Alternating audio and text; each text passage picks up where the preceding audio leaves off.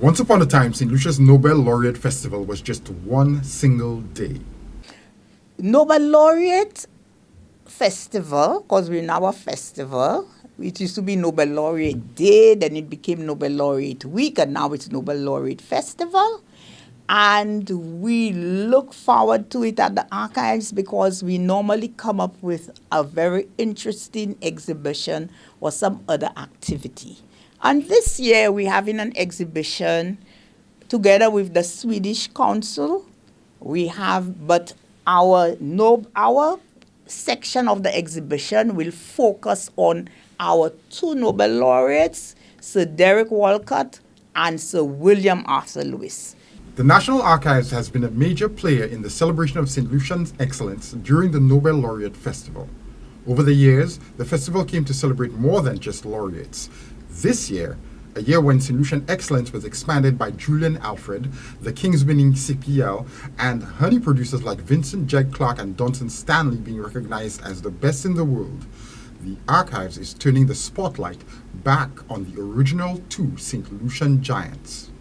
For our Nobel Laureate exhibition, we are looking at journeying with our Nobel laureates from tallow to computer technology. We're looking at how, despite the social milieu, the social circumstances, they were able to write by candle.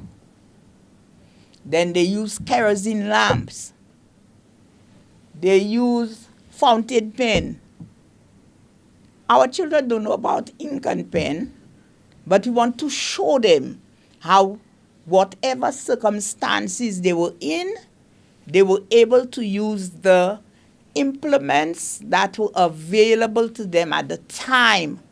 As new generations come of age in a time far removed from the reality that Lewis and Walcott lived in, Thomas wants to put the spotlight on resilience and innovation in the face of adversity. We want to show them how things have progressed, how innovation is important, and how they embraced innovation. Okay? So, I think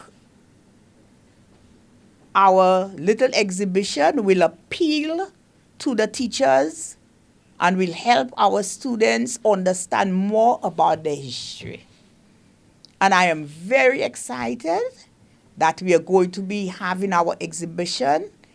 The opening will be on the 22nd of January at the City Hall.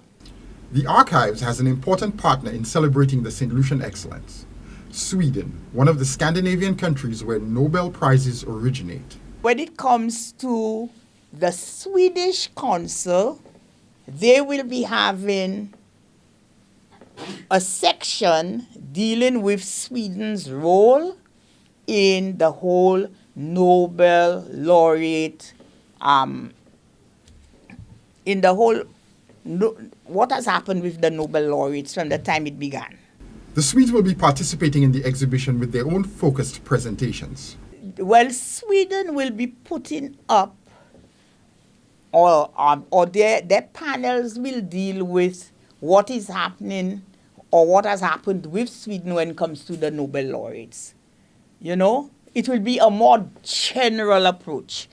They're not focusing on Derek Walcott and Sir Arthur. It's a more general approach they're giving us about the Nobel Prize and so on, and Sweden's role in because it's Sweden and Norway that are the two countries involved with the Nobel Laureate prize giving and awards and so on. Thomas also promoted other Nobel Laureate Festival activities coming up later this month on the road to independence celebrations. I'm looking forward to the lectures. We're going to have the lecture on, because these are staples in our Nobel Laureate Week. I say the week because these are the main activities. The Nobel lecture for literature, the Nobel lecture for economics, the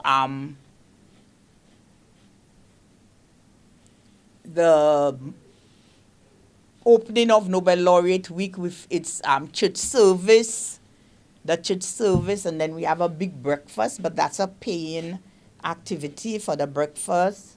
And we're going to have the national awards. This is so important. The national awards where the young people, the students are recognized for what they have done. The indoctrination of the youth in the growing cult of Saint Lucian excellence, Thomas says, is critical. Of this is trying to bring our children in, make them see the importance of excellence, you know. And we must continue to celebrate excellence. We must continue to let our children understand that Saint Lucia is special. The only island in the Caribbean with 2 Nobel laureates, you know. You think other countries would not like to have at least 1 Nobel laureate?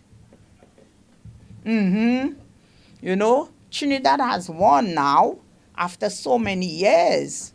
Naipaul was made a Nobel laureate and he was a Trinidadian.